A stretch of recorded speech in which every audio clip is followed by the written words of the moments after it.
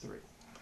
Brother Owen, I'm glad that you came this morning to discuss some issues that are known by you and your experience as pastor and as president of the Missionary Baptist Seminary, and as a personal friendship that we've had all these years.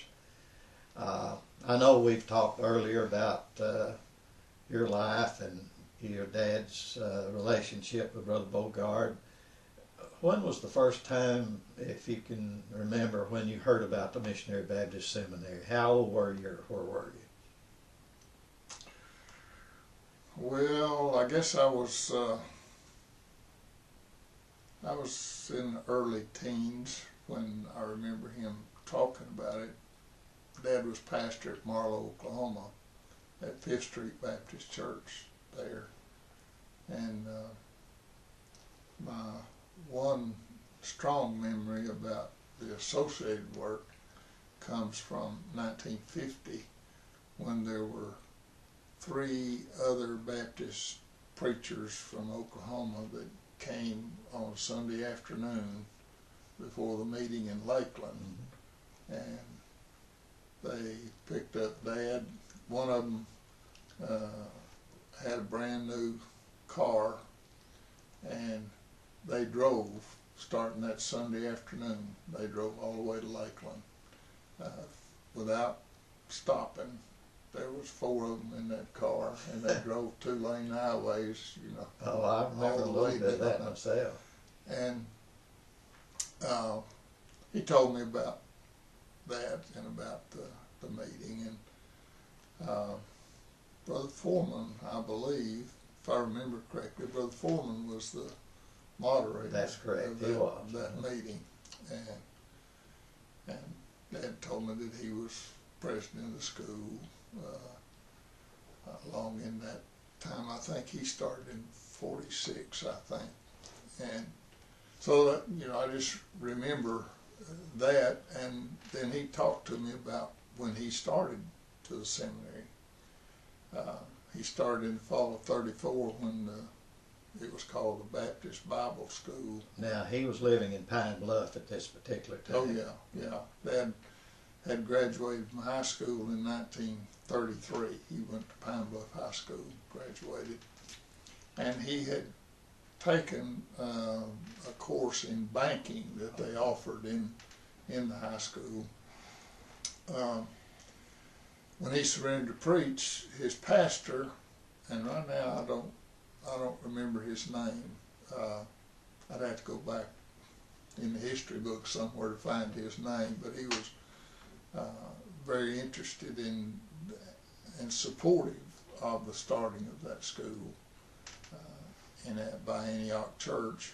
And so he took Dad, he took Dad to the school, introduced him to Brother Bogard, Brother Guthrie, and those folks there, and Dad stayed.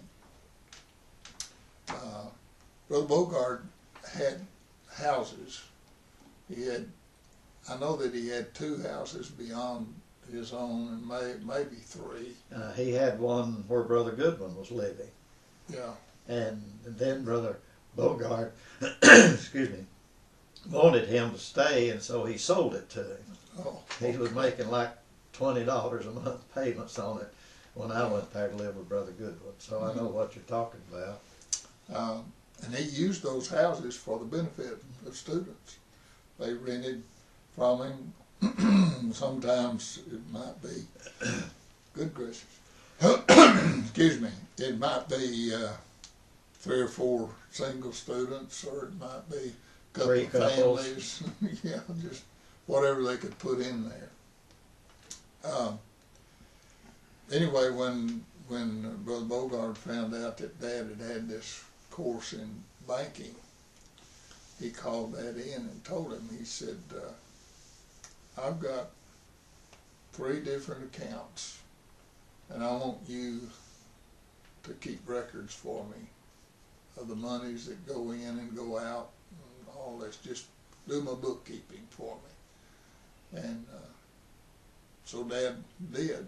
And for the first 2 years that That's what he did. Brother Bogard, when Dad started it, Brother Bogard had, let's see, he had a little over $5,000 in his personal account.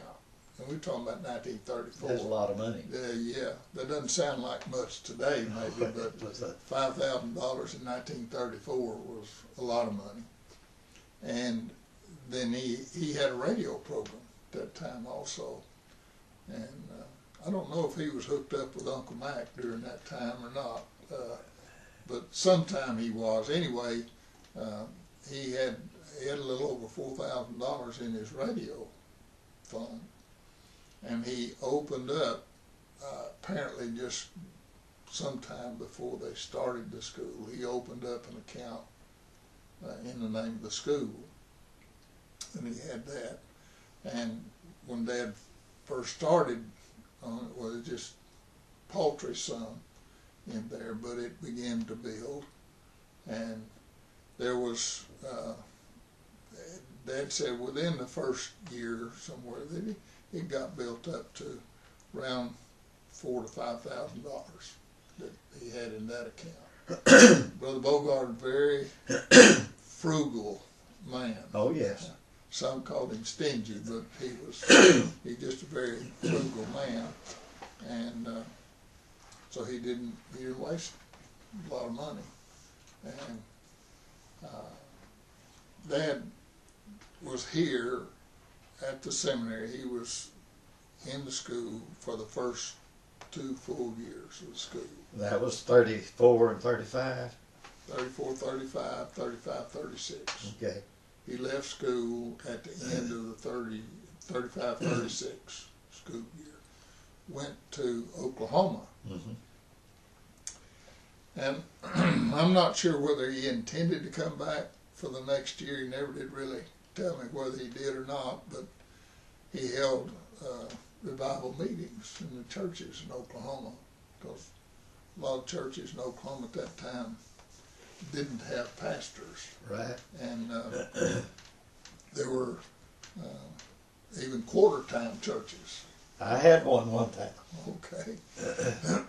So he and there was another man that was from the school that was pretty gifted at singing, and they held revival meetings.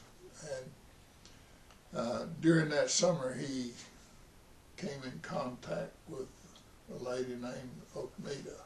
Oaknita Medley was her name, just out of Comanche, Oklahoma. And I think that's probably the reason he didn't come back to school. He came back to Pine Bluff, and then I guess got his personal belongings, and he went back to Oklahoma. And there was a church or two that had, because the way they call pastors in the fall, and if they'd had a good revival meeting, they tried to call the evangelist as their pastor, and so he got opportunities to pastor. Tell me about the time that Brother Bogard was dying and the experience that your dad had with him. Did he not sit with him at that particular time? I don't know. I'm sorry. I don't know about that. I think Brother Goodwin was telling me about that. Well, but anyway, we'll stop and get our throats cleared up. Okay.